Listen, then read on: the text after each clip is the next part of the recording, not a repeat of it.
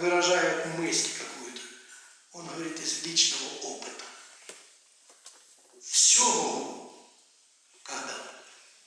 Или в ком? В укрепляющем меня Иисусе.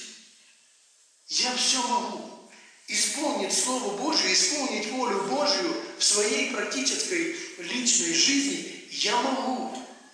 Я могу побеждать себя. Я могу свой характер ломать. Я это могу. Но с помощью Божьей. Когда я исполняюсь Духом, когда я укрепляюсь Духом, тогда я имею силу.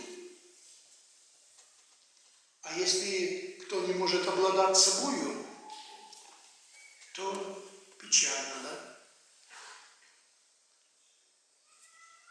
И Дух Святой, Он дает нам силу, Он для нас необходимость. Потому сегодня мы отмечаем этот великий и ценный праздник для нас. Сошествие Духа Святого. И наша задача исполняться Духом Святым. Кто еще не примирен с Богом, тоже прислушайтесь к Духу Святого. Он говорит в тихом веянии ветра.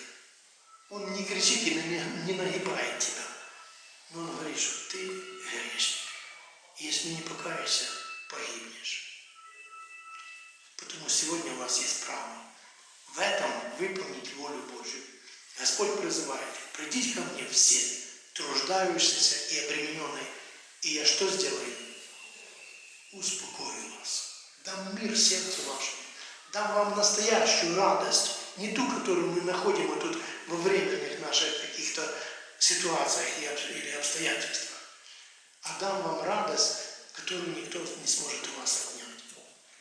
Потому сделайте правильные выводы и примите правильные решения. Примиритесь с Богом и примите Его дар спасения. А нашему Господу за все пусть будет слава, Он достоин этого, великий Бог наш. Аминь.